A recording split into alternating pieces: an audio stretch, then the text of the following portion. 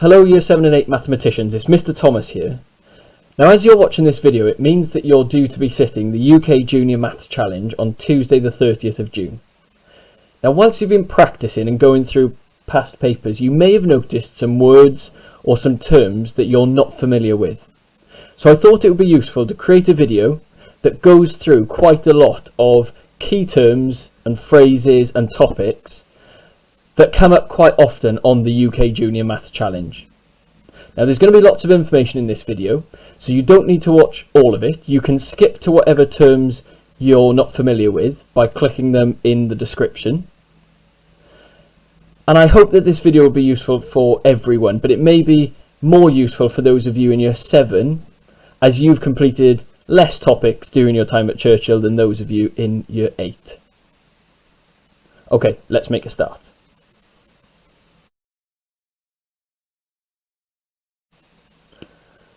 An integer is a whole number, and that whole number can be positive or negative, but an integer also includes the number 0. So if I was to write out some integers, if I was to write out a list of random integers, I could have the number 4, I could have the number 1000, because that's a whole number. I could have some minus whole numbers or negative whole numbers, such as minus 7 or minus 123. But what I've always got to remember is that 0 is also an integer. So the 5 numbers I've written down here in green are all integers. They're either positive whole numbers, negative whole numbers, or the number 0.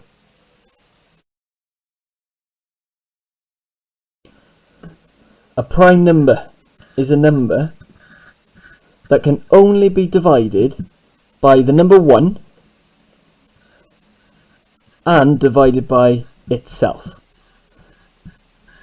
So in other words, there are no other numbers that go into a prime number other than the number 1 and the prime number itself.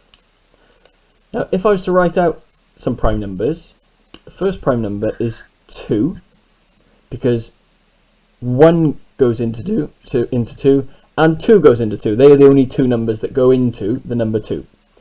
The next prime number is 3. The one after that is 5, then 7, then 11, and so on. And in all of these numbers, with all of these prime numbers in red here, these can only be divided by the number 1 and the number itself. So if I was to take 7 as an example, if I was to take the number 7 as an example, 7 divided by 1 is 7, and 7 divided by itself, so 7 divided by 7 is 1. In other words, there are no other numbers between 1 and 7 that go into 7. For example, 2, if I was to do my 2 times table, it won't go into 7. If I was to do my 3 times table, it wouldn't reach 7. Same for my 4s, my 5, my 6 times table. The only numbers that go into the number 7 are 1 and 7 itself. Next we're going to look at square numbers and cube numbers. I'm pretty confident that most, if not everyone watching this video, will have an idea of what these are. So first of all, square numbers are found by multiplying numbers by themselves. So for example, 1 times 1 equals 1. That means 1 is a square number. 2 times 2 is 4. So 4 is a square number. And so on. So 3 times 3 is 9. And that means 9 is a square number. These are the first 3 square numbers. So after this, I would have 4 times 4, which is 16. Then 5 times 5, which is 25, 6 times 6, which is 36, and so on. But any number multiplied by itself, for example, if I chose 14 and multiplied it by itself, 14, then that's 196. So that means 196 is a square number. I just chose a random one here.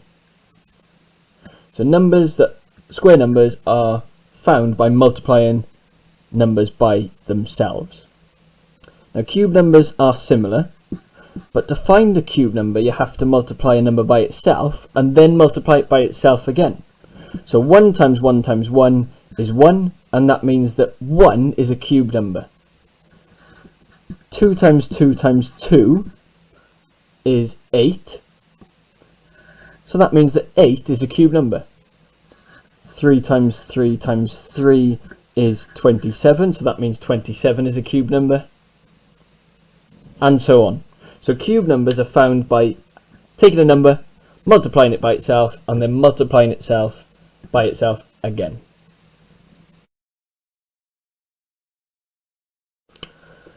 Triangular numbers. This may be a new term for a lot of you, and triangular numbers, the best way I can display triangular numbers is by drawing them. So let's first of all have 1 dot here. 1 is a triangular number. Now to find the next triangular number, I'm going to draw another dot, but I'm going to add 1 to the row below. So on the first row I had 1 dot, on the second row I've got 2 dots, and my triangular number is found by adding up all of the dots I have so far. So 1, 2, 3, and that means that 3 is a triangular number. On my next row, my third row, I'm going to have 3 dots. So my next triangular number will be adding up all the dots I've got in this little diagram. So 1, 2, 3, 4, 5, 6, and that means that 6 is a triangular number. And I'll just do one more example. On my fourth row, I'm going to have 4 dots. And if I add up all of the dots that I've got in this diagram, 1, 2, 3, 4, 5, 6, 7, 8, 9, 10.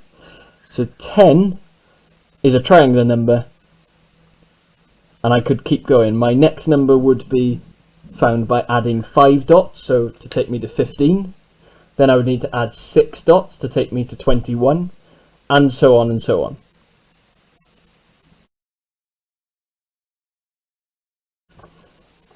Next we're going to look at the word sum and the word product, which come up quite often, not just in the UK Junior Maths Challenge, but in everyday maths. And making sure you know the difference between these two words is important. So when we are asked to find the sum of some numbers, we're being asked to add them together.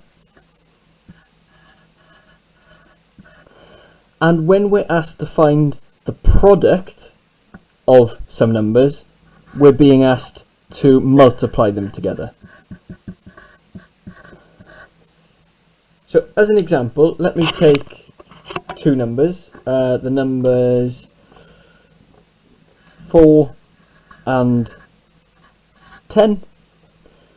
The sum of these two numbers is adding them up, so the sum would be 14, and the product would be found by multiplying the two numbers. 4 times 10 is 40. So being able to differentiate between the word sum and the word product is really important.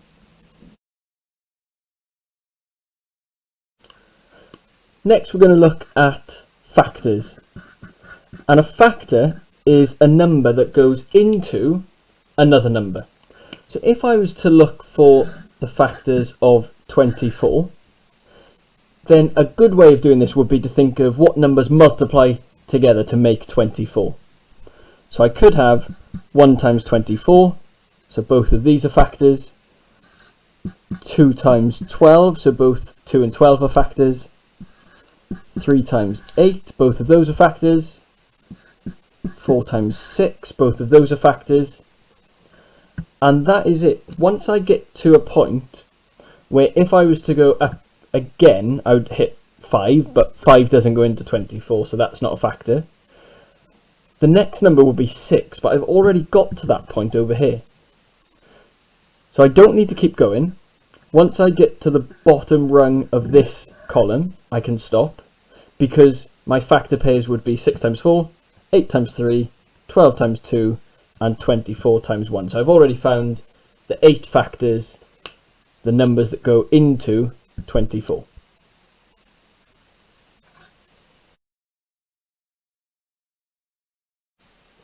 The Fibonacci sequence is a special sequence,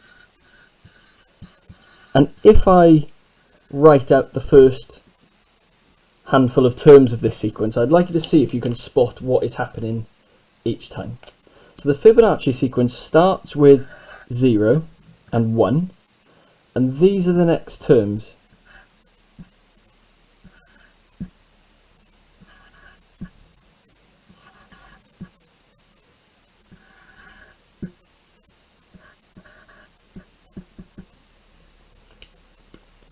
So you might be able to spot what's going on here.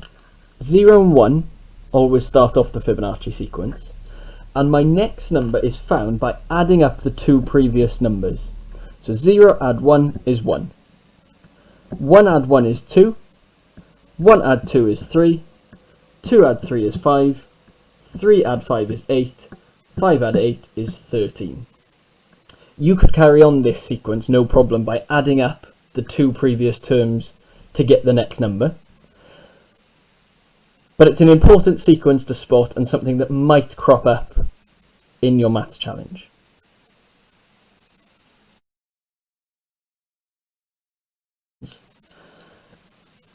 Now I've brought in a piece of paper because I'm going to do some sketching on this in a moment, but a well-known fact is that there are 180 degrees in a triangle. Now, taking that fact, I'm going to see if I can work out how many degrees, or what the total number of degrees is, in my other polygons here. So here we've got a triangle, an equilateral triangle which has 3 sides. We're going to say that that means n equals 3. We're going to just say that n is the number of sides. Number of sides. So in this case we've got a square, so n equals 4. We've got a pentagon, so n equals 5. A hexagon, where n equals 6. Heptagon, n equals 7. And an octagon, n equals 8. So taking this fact that there are 180 degrees in a triangle, let's work out how many there are in the other shapes. Well, I can pick a corner of any one of these shapes. Let's start with the square. I'm going to pick a corner and draw a straight line to any other, or all of the other corners that I can. Now in a square, this is the only corner I can draw a straight line to. If I was to draw one to this side, it would just be going over the line that's already there. Same with this corner as well. So what I've made in my square are 2 triangles.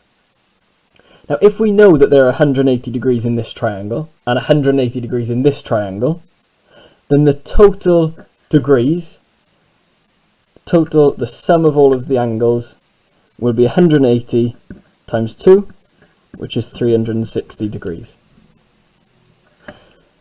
For my pentagon, I'm going to do the exact same thing. I'm going to pick a corner, I'm going to pick that top corner there, and I'm going to draw a straight line to any of the other corners that I can. So I can draw a straight line to that corner and a straight line to that corner. This time I've made 3 triangles, so the total number of degrees will be 180, 3 triangles, so 180 times 3, and that is 540 degrees. The same thing would happen, the same pattern I should say, should happen if I was to carry on for my hexagon. So this time I can make 4 triangles. You can hopefully see where this is going. So this would be 180 degrees times 4 to give me 720 degrees. In my heptagon I'd have 180 times 5, which is 900 degrees. And in my octagon I'd have 180 degrees times 6, because I could have made 6 triangles, and that would be 1080 degrees. I could have carried on drawing the triangles, I've just been lazy here, but there would have been 5 triangles if I was to draw them in this shape, and 6 if I were to draw them in this shape. So 1 triangle, 2 triangles, 3 triangles, 4, 5 and 6. Now see if you can spot a way of expressing the number of triangles based on the number of sides that there are on that shape. So what I mean by that is when there were 3 sides, I could make 1 triangle. When there are 4 sides, I can make 2 triangles. When there are 5 sides, I can make 3. When there are 6 sides, I can make 4 triangles. And that pattern carries on. So basically, for any shape, I can make, I'm just going to jot something down here, for any shape, I can make n minus 2 triangles. So what I mean by that is, whatever the number of sides are, I could make 2 less triangles. So let's just pick a shape. When n equals 6, take away 2 is 4. That's the number of triangles I could have made. And because I know that fact, I can say that for any shape, and by these I mean polygons with straight edges, for any polygon, then the total sum of the angles, or if I had all of the angles and added up all of the values together, I can say that that is given by the number of triangles, which is n minus 2, multiplied by 180 degrees. Now this little formula here might crop up, so it might be worth making a note of that.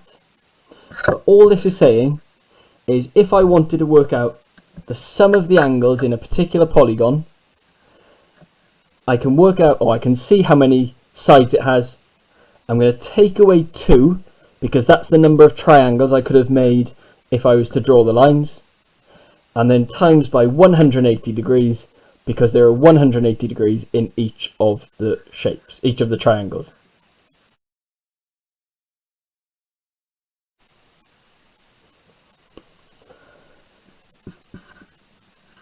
The final term or topic that we're going to look at is ratio.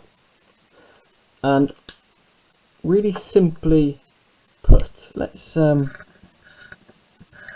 draw some different colour dots using my different colour pens.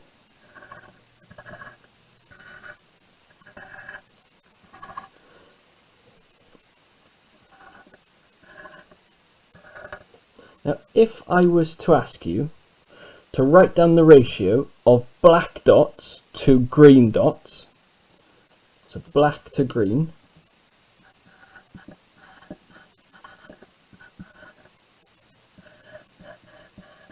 then all I would need to do to work out my ratio is count up the black dots, so 1, 2, 3, 4, 5, 6, a little colon to separate the ratio, and then count up the green dots, so 1, 2, 3, 4, 5, 6, 7, 8, 9. So my ratio of black dots to green dots is 6 to 9, but I can simplify this by looking at what number goes into both 6 and 9. Well, 3 does. So if I was to divide both sides by 3, I would have a ratio, a simplified ratio of 2 to 3. And what that means is for every 2 black dots, I'm going to have 3 green dots. So let me show you what I mean by that. For every 2 black dots, I'm going to have 3 green dots. So hopefully, oh, this is going to be a bit tricky for me to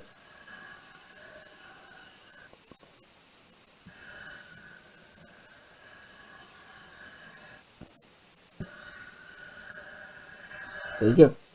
In each of these little bubbles, I have got 2 black dots and 3 green dots. And that's what it means, or that's a simple way of showing you what a ratio is. Now, I recommend a tip for you for your maths challenge. If you get a ratio question, see if you can draw something like I did. on a piece of rough paper with dots or something with different colours to express whatever ratio you get given in a question, whatever question you get asked about with regards to ratio. See if you can draw something that might help, like I've done here.